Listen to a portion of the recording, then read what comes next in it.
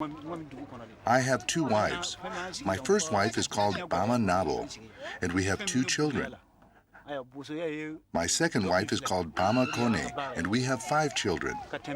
My children, nieces, and nephews help us to fish. None of them have gone to school. I teach them the Quran and Arabic, which is all they need.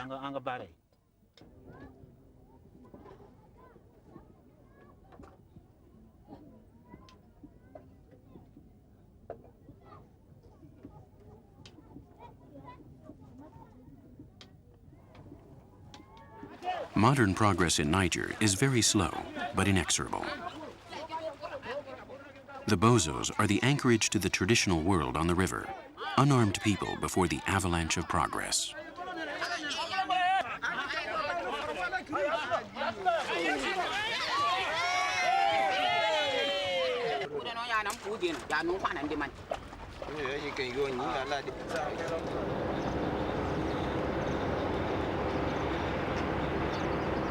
The Peul people of Niger, on the contrary, have adapted easier to the challenges of modernity. The Peul people have historically been nomadic cattle breeders in Western Africa. More than 6,000 individuals scattered between Senegal and Chad, always in search of new pastures in order to feed their animals.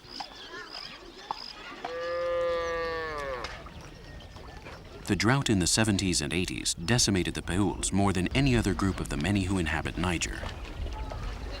Thousands of heads of livestock died, and many of those who survived felt obligated to opt for a sedentary life on the banks of the river.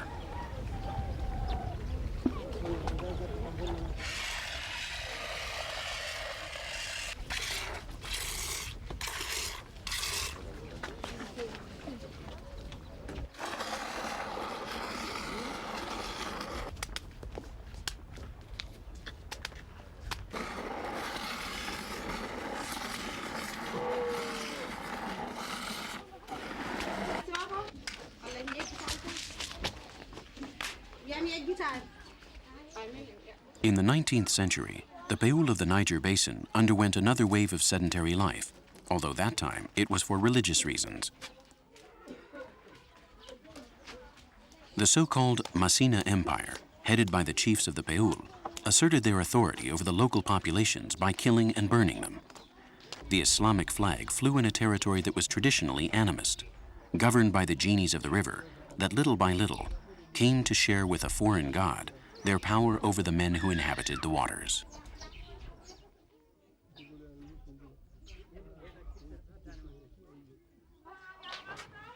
The Peul settled in stable towns, but continued to live off cattle and to trade with other groups that shared the river with them.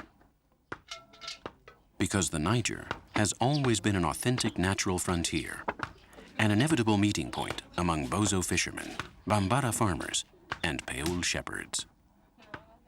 On the banks, in the markets that are held daily in any of the towns, many people come to trade products in a symbiosis of centuries that not even progress has been able to void.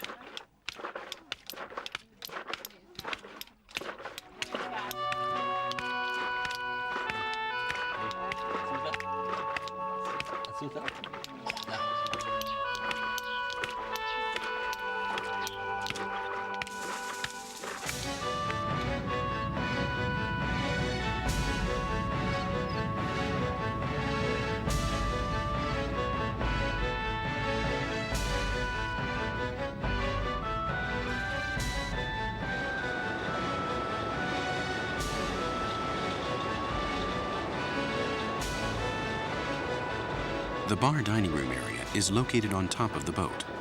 It is a reserved area, so only first-class passengers can enter.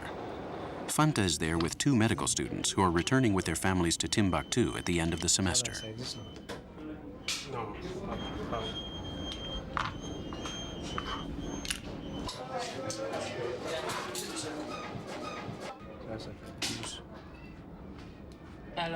How did everything go at the university?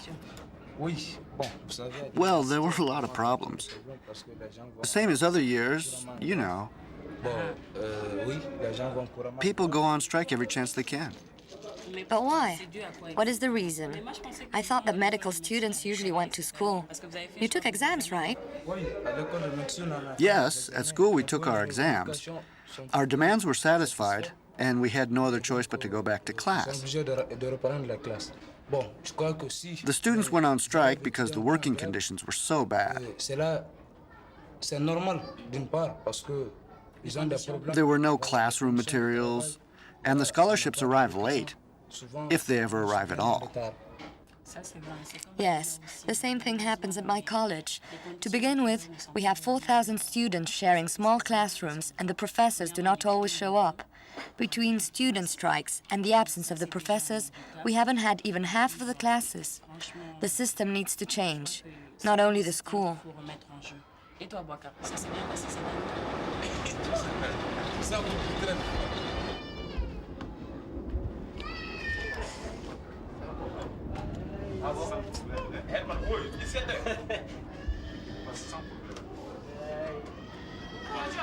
Alazan Abba is an elected member of the National Assembly in the city of Gundam.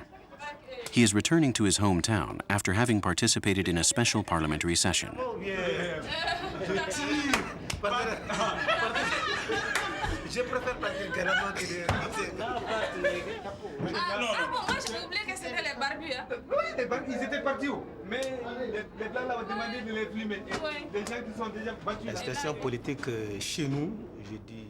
I think that our political situation is going well. We have acquired a high level of democracy. Anyone who knows what the country was like before 1991, compared to how things are today, will know that I'm telling the truth.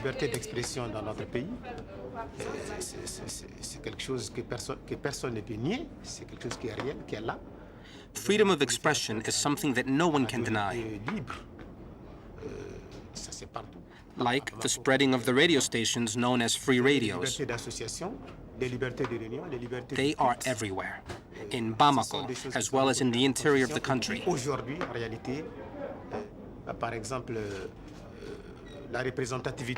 Then we have the case of women, of the representation of women at all levels of government. In any job today, there are women. This shows that things are going well.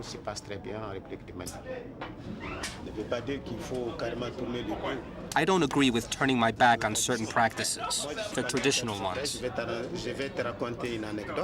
I'm going to tell you a story. One morning, I saw a woman who was about to mutilate the genitals of a little girl, and I said to her, "Don't you know that this practice is archaic?" She responded by saying that it was a woman's business and that men should not get involved.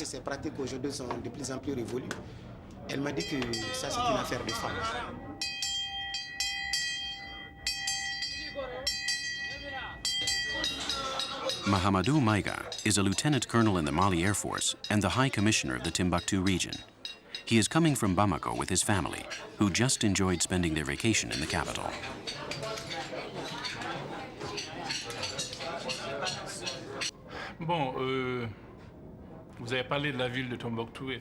Everyone knows that Timbuktu is a mystical city, but few people know about the difficulties that people go through to survive there.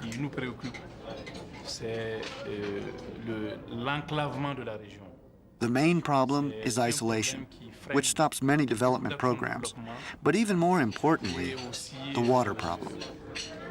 The channels of the river do not reach the city anymore, and it is more difficult to obtain potable water for humans as well as for the animals. It may surprise you to learn that the women's associations of Timbuktu, are the ones that are carrying out the projects in the fight against the advancing sands.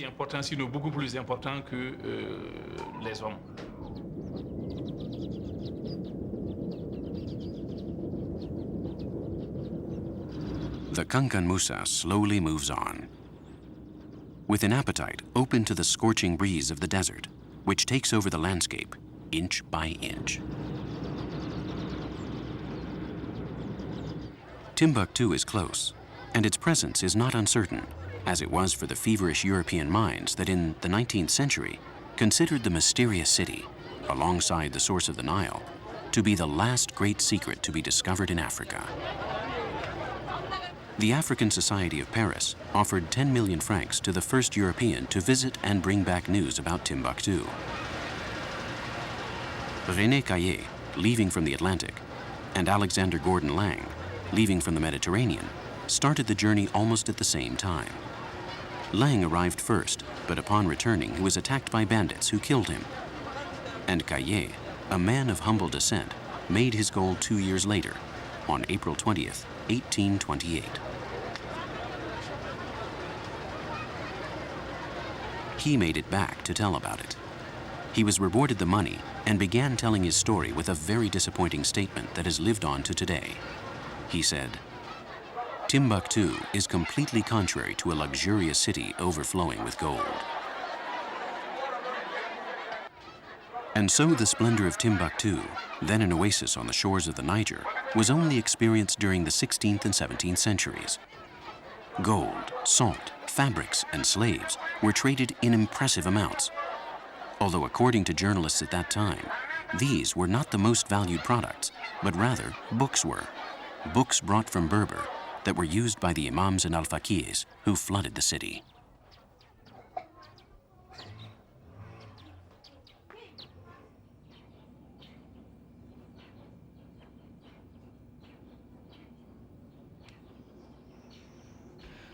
The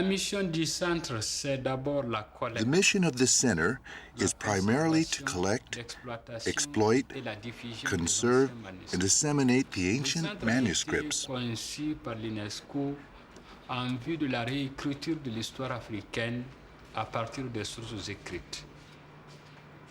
This center was established by UNESCO in order to conserve the ancient manuscripts of the Niger area.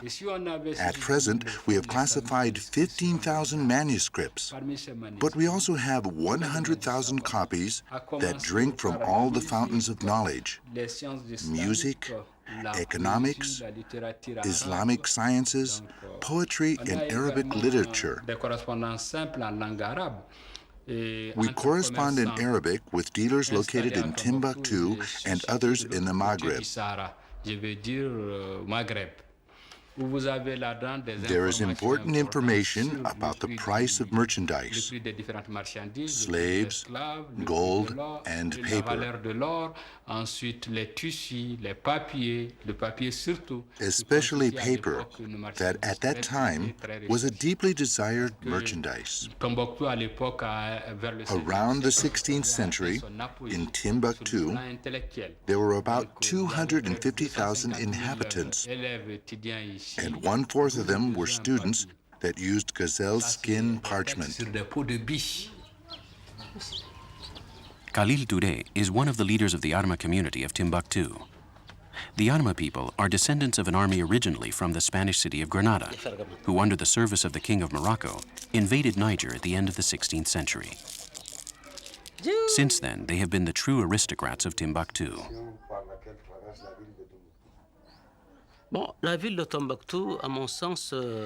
The city of Timbuktu, after many droughts, is facing many difficulties, and we could say that its survival is at risk.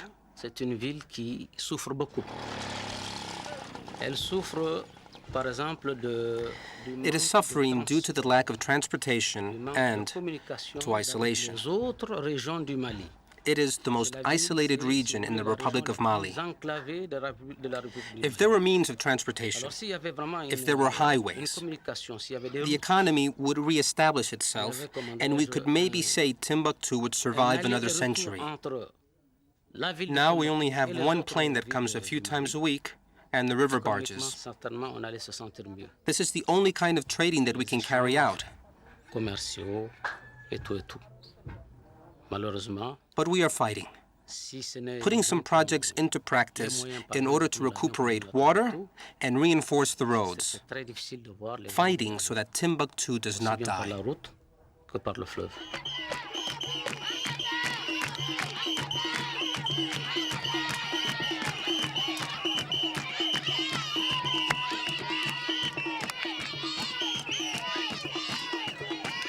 Centuries before, this austere and neglected market was the greatest trade center for hundreds of kilometers around. Until the 12th century, the place that today occupies the city was nothing more than one of the many wells scattered throughout the desert that the Tuaregs would use. In the desert, the wells have been drying up, and the sand is taking possession of the decrepit walls like an assassin of mystery. If there ever were secrets to be kept, they have also been devoured by the sand. But then these women are here, eternally installed on the shores of disaster, constantly spreading hope. Only they grant permanence to a universe adrift.